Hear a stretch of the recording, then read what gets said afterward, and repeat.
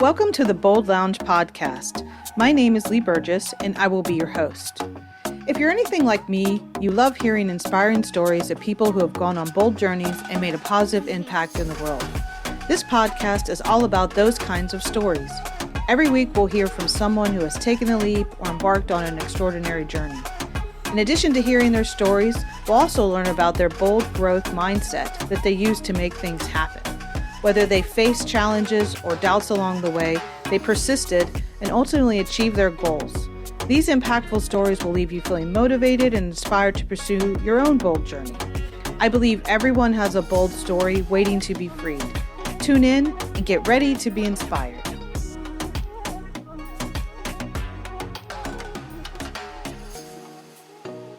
Welcome to the Bold Lounge. Today I have Cara Shortsleeve. She is the Chief Executive Officer of the Leadership Consortium. Cara joined Harvard Business School professor Francis Frei and Thinkers 50 author Ann Morris to found the Leadership Consortium in 2018. Cara joined as the CEO to launch and scale the business. Since that time, TLC has forged strong enterprise-level relationships with 80-plus companies, including Google, Walmart, IBM, ServiceNow, L'Oreal, State Farm, and NBA, and dozens more across 50-plus countries. The ROI for clients is real. TLC has accelerated 4,500-plus leaders, 97% of them who say TLC increased their confidence, and 99% of them who report increased goodwill toward their employer. Prior to joining TLC, Cara spent 10-plus years in various leadership roles at Google and YouTube. Most recently, Cara served as Global Director for GTM and Commercialization at YouTube, focusing on product and commercial strategy. Welcome to the Bold Lounge, Cara. Thank you so much for having me. I'm thrilled to chat today. Yeah, so I'm excited to talk. We had a really cool pre-session, and we're going to jump right into being bold. So I would love to hear your definition of what bold means to you. I think it is the nexus of conviction and courage. I thought a lot about it. I think the conviction piece comes into play because, you have to have enough in you in terms of a bold choice or a bold opinion and then courage is operating despite the fear and the discomfort. So How can you put those two together? That's what I think of when I think of bold. Okay, I love that. And I can totally visualize that and can actually see Fran drawing it on her blackboard. When you think of conviction and courage kind of coming together, and it's that nexus of where they meet, what is one of your first bold moments or a bold moment that comes to mind for you based on your definition? Yeah, I'm such a fan of the podcast, so I've listened to past episodes and just so enjoy people's sort of first memories of when they had really bold moments.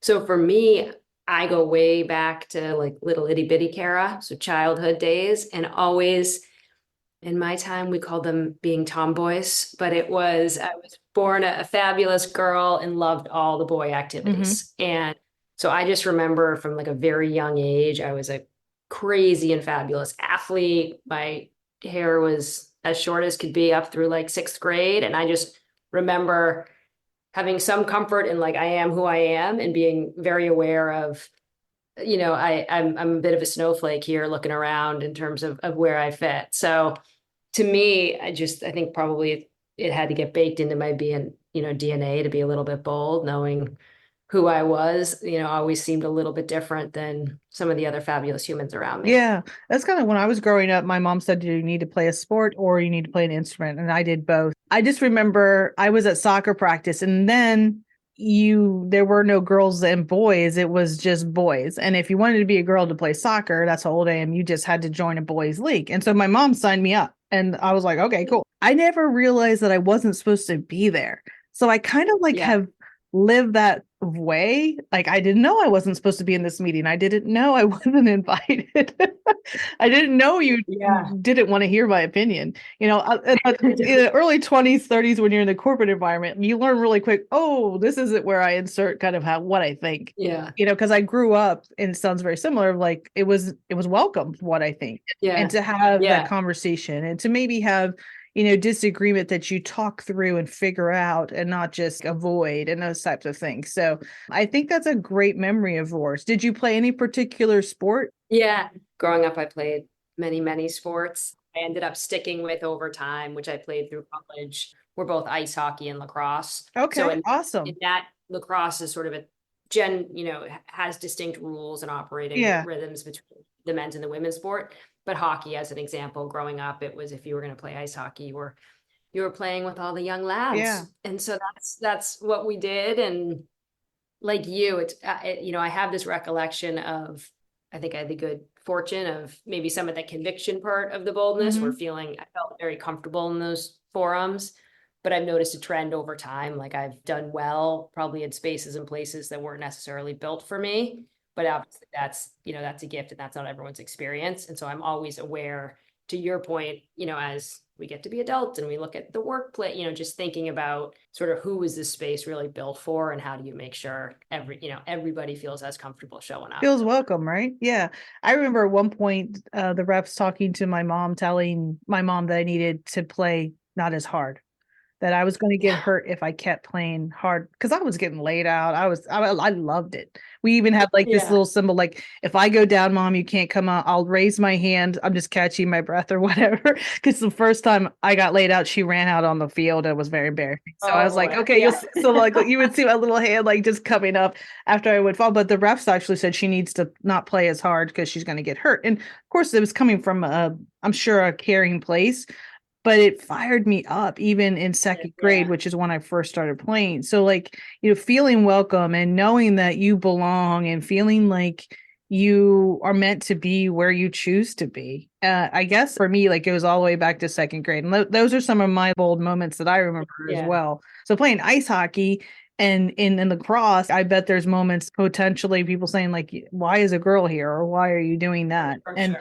as you Yeah, pull for those sure. through, like, your experience into high school, into college, and then into your profession, and then, adulthood, as you learn every day, like, every now and then I feel like, oh, this is just like soccer. Like, you shouldn't have that opinion, or you should be more quiet, or, you should maybe mute that and not show this. Yeah. Did you ever find yourself, as you went through high school into college, like having some of those moments too, where you're like, I'm not sure I'm welcome here, but I'm staying and I'm going to keep doing what I'm doing?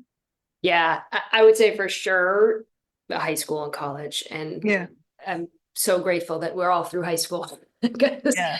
Yeah. like that's, gosh, if we meet somebody who has not felt some dissonance in high school, I would like to I meet would like them. to study them. Yes, totally. But more, to pull that thread through, thinking sort of professionally, I will say one thing that I have noticed personally about myself, Mhm. your pros and cons to some degree of having strong convictions. I don't do well in environments where I am not mission values aligned with the surround sound, whether that's a manager or an organization. And so I think there's certainly always a choice there. Mhm. I think the choice is, do you want to do the hard work to sort of accelerate and develop that context such that, it's maybe more inclusive or representative or more creative. So I think there's always the choice of, do I want to push to try to evolve this context to be a better version of itself? Or at what point do I want to sort of take my really fabulous skills and emotional energy and think about, exiting and joining a different context? Yeah. So I think the earlier version of myself would always say, you stay and you fight the fight and you change the machine. But I think over time, I think that approach undervalues how awesome each of us are as individuals, and how, in many ways, sometimes we can vote with our feet and create value in other organizations. Yeah. And I don't know if you get better at that as you get older. At least for me, I feel like I got better at that, because I was a like fight Yeah. the machine kind of person. I was like, I'm going to change it. I have the conviction, but at some point you need to realize that it isn't giving up. It's just Yeah. taking a Yeah. different path to where you're supposed to be, where your purpose and your passion are aligned. Right. And then when it happens, you're like, oh my gosh, why didn't I do that sooner? Why was I banging my head against something that wasn't going to change or that I couldn't move? Right. But there's that moment of like, let me try. And sometimes in my case, like, I feel like I tried too long sometimes and I should have learned from it sooner. But I wouldn't change a thing, because I've learned from all my experiences, good and Absolutely. bad. And they all feed into kind of what I'm doing today, and how I hope to continue to learn. One of the things that the TLC does and helps individuals and teams and businesses understand is building their value and understanding their value. And you and I were talking earlier, and it was one of the things that I think sometimes as I work with women and coach women, that it's hard for them to define, where I'm like sitting here going, holy smokes, like you are incredible. You're talented. You have expertise. You have years of experience. You can do things that no one else can do. And here they are. Let me list them out. But they themselves have a challenge defining their value. In all of your work, in the thousands of leaders you've worked with, what have you discovered that someone can do if they're trying to define their value or understand how they bring value to an organization? Yeah. Yeah, we hear this so frequently, and you are right, sad state of affairs, but we usually hear most from an underrepresented demographic, whether that's women or an ethnic or racial minority or religious minority, this question of like, what is my value? So I would say that the way we think about it is you are someone who is prone to probably undervalue your, skills, impact, et cetera. And this is something with which you struggle. First and foremost, we say find data about it. So what is giving you that signal? And sometimes just having to state, where is it actual true data that's giving you that signal? Or is it a story, of a story of a story? So sometimes finding what is reliable data about my value or my performance. And that could be, a friend in a meeting who can give you the candid feedback on your presence. You did show up the way you hoped, or maybe you didn't, so it doesn't have to be, that data can come from a human who's sort of on your side and helping you reflect. That could come from a coach or whatnot. And then recency. So as you're thinking about your value, can you do that on a weekly basis? Can you do that on a monthly basis? Because usually our crises and confidence come at a moment where perhaps something has thrown us off track, or we've had a tough moment, and that takes a disproportionate place in our version of the stories. And if you have the ability to look and say, you know what, week by week, I feel as though this was a great week and I contributed in this and this and this. And then, okay, if I have a one-off, that therein doesn't take my whole value equation. It helps you sort of contextualize. So if you can think about what data can you truly trust, and then can you think about it on a continual basis such that the recency of any peak or valley doesn't really shake you. Yeah. So again, I know that's a little academic, but that's how, when we're thinking about coaching leaders through this, like that's the framework we really work, we really sort of walk them through. Yeah. Look at the data, because I think you start there and you understand how the data fits or how it may not fit, or what additional data you still need, right? And I think whether you have a board of directors or whether you have a coach or whether you just have a really good friend who shoots it straight, you need that input to kind of like, okay, so what do you think? Even asking 3 of your closest colleagues that you trust, like, what is the greatest value I bring to the organization? And there are ways that you can also reflect it back to them as well, so that it's growth evoking for everyone involved in the questioning. So when it comes to being vulnerable as a leader, it is one of the harder things to do, but it is, for me, I always felt an essential piece of leadership is showing vulnerability, meaning like, I'm not perfect. I make mistakes. We're going to try something and it may not work, really having that growth mindset from a leadership perspective. Do you feel that vulnerability is something that's not used as much as it could be as leaders? And if so, why? Or do you feel like we're starting to see people really be real more so in their leadership roles with all the work that you've done? Yeah, I mean, I think we have certainly, like, if you're looking at really broad strokes, we have certainly seen much improvement in terms of how much a leader is showing that vulnerability and authenticity. So like, if we're looking at like over the course of decade, we're certainly moving in the right direction.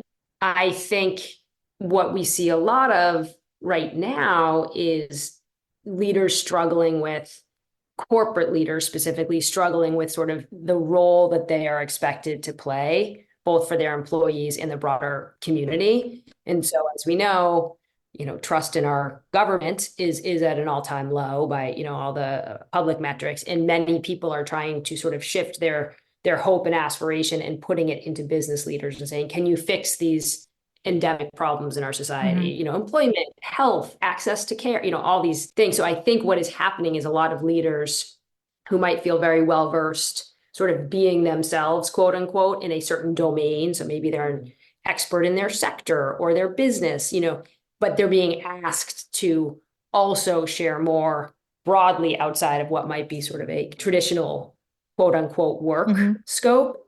And that's, I think, where people are having a hard time knowing, where should I be authentic? Where does that serve me in the business and the community? Where does it not serve me in the business and the community? So I think we have gotten better. And I think the context has gotten more challenging for leaders. And so you're seeing great examples of people bringing authenticity to the fore and being vulnerable, and therefore, getting great outperformance in their business. And you are seeing others with sadly, some big public slip ups, and that's challenging. The short version is, you should be a little bit more vulnerable and authentic if you want people to trust and believe you. So we know that to be true. The connection to trust, right? The connection to trust and being vulnerable and being real. Yeah. Because a lot of the things we see, and I did a post on this earlier this week, someone has instant success overnight in their sleep and this and that. And, it's just not real. No such thing. Maybe there's that one in gazillion, whatever that is, but I still don't believe it, And so I think, from the perspective of people really understanding that it takes work, it takes success, it takes failure, it takes, stumbling and figuring it out. And as long as you're working to get better and figure it out, like, your team can only respect you more for that. Right. And all within reason. I'm not saying just go all out and make mistakes and not be accountable and those types of things. I think ownership is one of the key things in leadership that some don't practice as well as others. Yeah. And I know, I was listening, I know you had Amy Edmondson on the show a while back. She's one of our professors within the TLC program. And I just have such great respect for her and her work, which obviously spans many great topics, but her sort of latest work around sort of intelligent failure. Right kind of wrong, right? The right kind of wrong. And it goes to this idea of, nobody has all the answers. We know nobody has all the answers. The person who makes like the quickest, fastest mistakes is going to iterate fastest and therefore perhaps get to the correct place, so I'm a huge fan of encouraging not just authenticity, but quote unquote real talk around what is working, what is not working, because that's the only way people can get better in business, people and the things they build. Yeah. I think one of the things that you also do really well in the TLC is help people understand not only how to accelerate, right, their trajectory or their understanding of their own leadership, their style, but also how to sustain in environments that change, right? So as you have worked with so many leaders and organizations and ones that are kind of iterating and figuring it out, what are the organizations that are doing it better doing differently than the other ones when it comes to iterating in a world that changes every day, but you have to consider yourself leading regardless? Yep. I would say the biggest common, like the DNA that is shared across those organizations, are a learner mentality. So you can call that growth mindset. You can call, there's a lot of different things we call that, but it is an organization. Like, consists of humans who are in learner and not knower mode. So they are aware, in that simple frame changes so many things in terms of how fast an organization can metabolize change. So I would say learner/growth sort of methodologies, ideologies, humans. And then, as crazy as this sounds, sort of operational excellence. Because what ends up when you need to change quickly, what ends up getting in the way more often than not is all the systems and infrastructure around how to best communicate sort of the change in directions and enable people to make fast changes in directions. So do you have the systems in place? Do you have the decision-making sort of processes clear to everybody? Do so it's all the ideas of, if you want to change, if you want to make a fast turn, you need all the infrastructure supporting the machine to also be able to pivot. That's the other piece. So sort of the learner mentality. And then, do you have the systems that are ready to enable all the humans to sort of get re-educated fast and then pivot in their responsibilities? To deploy, right? To deploy, like act and deploy. Okay. Yeah. We see this is our current state, which is different than what we thought it would be. And now we're going to pivot, or we're going to flex into the next step, but it might be different than what we had on our, original plan. think being an ops person, true, to the core, I think one of the challenges as a leader throughout my career in an academic healthcare environment where I worked was the machine has an order and it has a level of autonomy it does give you as a leader, but it also has a limit. And that's probably where the tension for me came at times. And I think they're there purposely and they're there for a reason. So, but sometimes I feel, and it can be in any probably organization, there are too many of them. Yeah. Like, Yeah. should it really take 90 days to post, an opening? Right. Sometimes the system is ready or the leader is ready, but the system has some checks and balances along the way. Is there anything that you found in your own experience in being Yeah. bold and how you've worked with these huge organizations, which I'm sure Google and YouTube, Yeah. Saucony and New Balance. I'm sure they've got some checks and balances in there where you're like, do we really need all those, or could I just kind of go? Yeah. What are some of the things you've learned in there to kind of work with that so you can still be as agile and responsive as a leader? So I think the thing that I maybe observed most throughout those settings. So to your point, I worked in some small, scrappy places. I worked in some real large and still scrappy but big places like a Google and a YouTube. And absent the actual systems, which of course will be super different and hard, for listeners to sort of contextualize. I think the framework that I always found super useful was being clear on which decisions can you decentralize. So how many decisions can you push down into a team or an organization? And a lot of times the way people think about that is, the importance of the decision and then how easy it is to walk it back. And there's sort of a 2x2 when you think about if it doesn't, if the ramifications of the decision are somewhat contained and it's easy to walk back, that should never cross your desk. Like your teams should be cranking through those every day. Mm-hmm. If it has smaller ramifications and it's harder to walk back, that could also be one that you allow, you say, I'm going to decentralize, I'm just going to let people make those decisions and go. And like you as a leader need to be thoughtful about, if it has broad ramifications and it's hard to walk back. And when you actually think about many of the decisions that end up getting, stuck in what might be that 90-day process you mentioned, there's probably decisions going into that machine that don't need to go into that machine. Yeah. So it's how can you help your team understand here's what does need a broader level of consensus, but that means here's all these other things that we should all have no excuse not just to be cranking through in order to keep up pace. I love how you framed it up of like, what decisions need to be centralized and which ones don't. Where do we need to go back and actually look at our decision-making processes or trees, and maybe let's update it to a little bit of 2024 versus, 1999, So I think there is that can happen within organizations too. It's how we've always done it, which is, I cannot stand that statement. I know that's hard. Yeah. I know you can't either. Yeah. So maybe it's time to like think about how we ask the question too, when we're struggling with some of the things that can be frustrating or feel like they're just slowing us down in our ability to succeed, which is we want to help the organization be successful and meet its mission ultimately. Right. And I think that can depend on where if you are the leader, how do you make that happen? And if you are a operator in the system, how do you make it happen? Exactly. And yeah. My advice to the operators in the system is know your audience, know how they make decisions. So if you're working in an academic setting where you've had these constraints in place for 2 decades, do the legwork to go back and look at 10 contentious decisions that were centralized versus those that weren't, and how do they end up, there's ways you can probably tailor your message to the audience, to reduce the aversion to change. But it's not easy.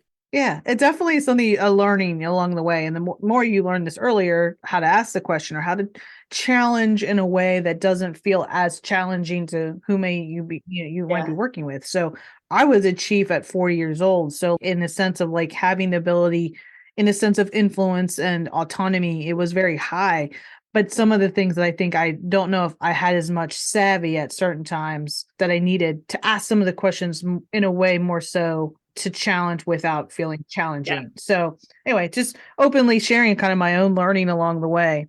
So tell us what the Leadership Consortium, I've been talking about this whole time, but I would love for you Yeah, to kind of yeah. intro what it is. And because one of the things that, I talked about in your intro was that the TLC has increased the confidence of the leaders who report it by 97%. And 99% feel better about the organization that they work for. So tell us a little about the Leadership Consortium and then about the connection to confidence. Yeah, definitely. So I will do that. Let me start with the origin story on TLC. Okay. I think that you'll see why I think we built it the way we did and why we are so mindful of this idea of confidence. Frances Frei, who I know you had on recently, and her wife, Ann Morris, and I started the business back in 2018.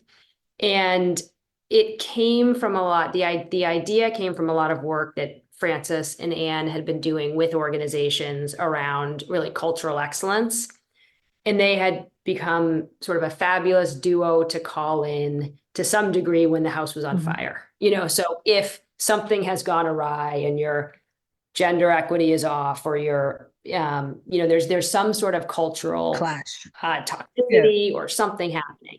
And their point of view was like, it's amazing to get to do that work, and it's amazing to serve organizations in a time of deep and desperate need. And also, what could we be doing with organizations, forward-thinking organizations, way early, so that they are not ending up in this place of having sort of real gaps in their cultures, and therefore their ability to drive business results, which is obviously everybody's end goal.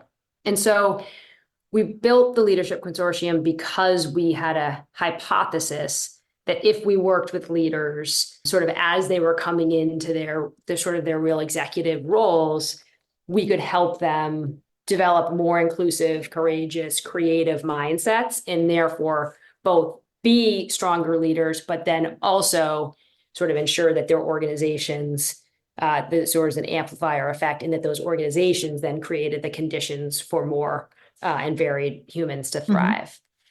So one of the big things we think about with our curriculum at TLC is we have a core belief that transformational change can happen fast. So that's our core belief if the right conditions are set. And one of them is audacity, which is quite like being Bold. bold. So, Yep.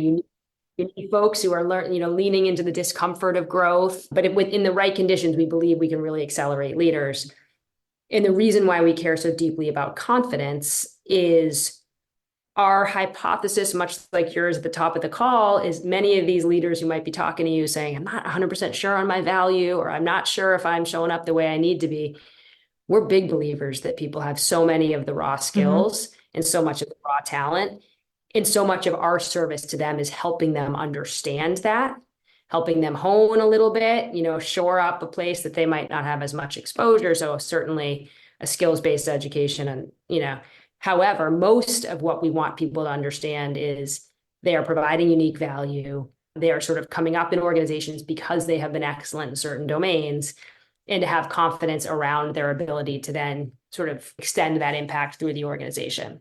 And so we measure confidence because we feel it's a huge indicator that somebody is ready to therefore take big swings. You will, if you have the combination of I feel more confident and I feel like my employer has my back, which are the two sort of metrics we look at, then you see leaders taking really bold action and taking risks and taking big swings. And that's what ends up driving real forward momentum for both the leader, of course, but also their businesses. Yeah. So, long way of saying that's why we care so deeply about confidence, because so much of this is many of us have it within us. We gotta bring it out. We gotta bring it. And so, we need, the word we play with is swagger. Like, we need people to understand their Mhm. value, and that's going to just unleash so much forward impact for both them personally and for the organization. Yeah. And bolder organizations or more audacious organizations have that freedom to make decisions, to fail, to learn from their failures, to take risks that are thoughtful and pragmatic, but you're not 100% sure it's guaranteed it's going to work.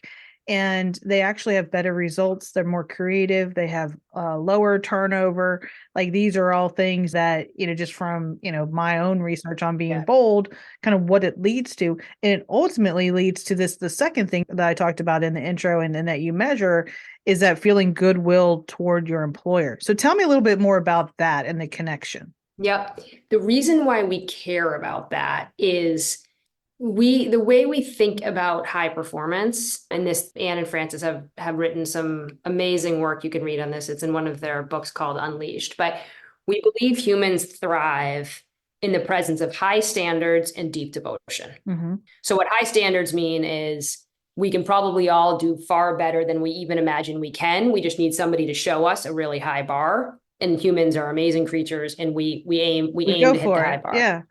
We go for it. And any athlete will know that, like, that's why you have a coach, right? Like somebody who's telling you that you can do better than you even thought you could. What deep devotion means is not sort of deep devotion to Cara as necessarily a human. It's I'm deeply devoted to you succeeding in this organization and in this job. To the mission, right? To the mission, or more as a human to say, like, Lee, I'm going to set a really high goal for you, but you know what? If you need the coaching, I'm here. If you need a support here, so I want you to take a big swing, mm-hmm. and you can do that because you have the confidence that I'm going to sort of set you up well and train you. And, if you get it wrong, I'm going to coach you and get you back on track. Gotcha. So the reason we think about that metric about like goodwill to the organization, but these leaders are not going to take big swings, and they're not going to push the envelope, and they're not going to pitch that really wacky idea that actually is going to move the business forward if they don't feel like the organization has their back and they're skilled enough. So the way we think about it is they're coming in now with the confidence that they do know what they're talking about and their ideas do have merit. And we want to know that they feel their organization has their back, because then that sort of goodwill to the org, that's them saying, you know what, I'm sitting here and I'm going to take this risk that I wouldn't have taken last year, because I know Google's tapped me to do this thing and they're invested in my development, and they believe in me. And so therefore I'm going to go take this big swing. That's why it's super powerful. Yeah. So as leaders go through the TLC and the curriculum and connecting, they're not only connecting within the organizations, they're connecting with other leaders across other organizations as well, yeah. Which is also the beauty of it. Like, you're not alone. Like, oh yeah, that's normal to feel that way. Yeah. Well, here's the other thing. The thing that's so amazing is, so the short answer is yes, we're big believers, in the power of difference, period. Mm-hmm. So the power of difference is we're big believers, and difference is a huge catalyst, especially in a growth moment or an educational, moment, right? So having a lot of difference literally helps your synapses fire differently and your brain do different things. So if you're trying to develop somebody, having difference is really powerful. So it's neat because you have leaders from very different sectors. We have for-profit, we have nonprofit, we got big companies, we've got small companies, so in a lot of ways you might look and say, what am I going to learn from, person over here in a totally different sector in a totally different country? And lo and behold, many of the things we experience as leaders of a certain level is, how do I articulate this vision better? How do I enlist the team to really get behind this? I've got a tough change that's coming. How do I ensure I deliver it in the right way? Mm-hmm. And having the fodder of people having done it in very different settings is hugely valuable, because right there you have finished your research project, because you got 10 different examples of people who've done it differently. And then, as opposed to you having to go work in those 10 environments, you've now learned it.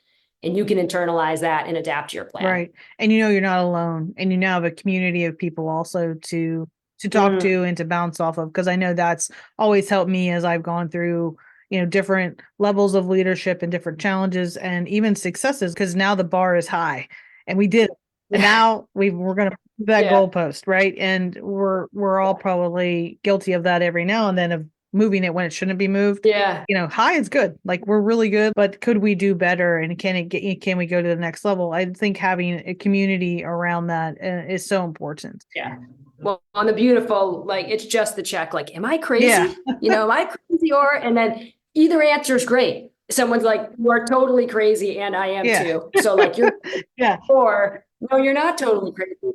I see that over here too, so no matter, you're in, in community with those humans, and it either whether they share the experience or don't share the experience is perfectly validating, because like it can feel really lonely in some of the roles that the participants in our programs play, because they're tough, they're big, tough jobs, and it can feel lonely at the top. So 100%. that's the neat part of what we do. Yeah. So as we close out, I think some of the things that are challenging when you're taking bold steps, or you're kind of like realizing your confidence and what you can do, or where there may be a limitation, is taking that first step and trying to understand what that is. And if you think about kind of your bold string, your thread that you've pulled through your entire life and career, come all the way back to ice hockey to now, like what advice or what guidance would you give someone to like explore, be curious? It doesn't have to be a loud step. It can be a quiet step, but what would be some of the first things that you would advise someone just to do?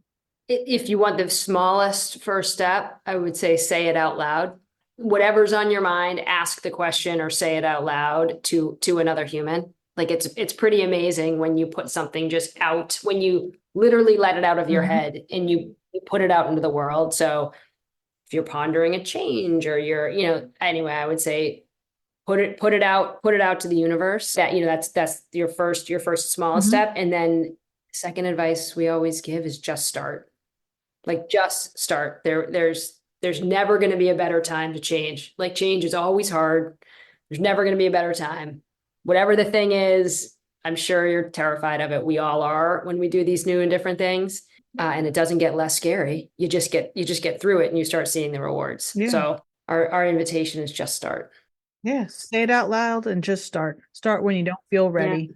Most likely that's the best time to do it, because you're never going to feel ready. Yeah, you might not ever feel ready. And I certainly, as a human I've taken many career pivots and they all felt super scary and I never felt ready. So not that that's the right answer, but just to validate it for any of your listeners who feel like I'm not ready. You're in good company of not feeling ready. None of us feel ready. None of us feel ready, and just start. Yeah, excellent. Well, thank you so much for being on the Bold Lounge. All the information about the Leadership Consortium, Cara, and her work are below in the episode notes. Thank you so much. Thanks for having me. Thank you for listening to the Bold Lounge podcast. Through the continuum of bold stories, vulnerability to taking a leap, you will meet more extraordinary people making a positive impact for others through their unique and important story. By highlighting these stories, we hope to inspire others and share the journey of those with a bold mindset. We hope you've enjoyed this podcast and look forward to sharing the next bold journey with you.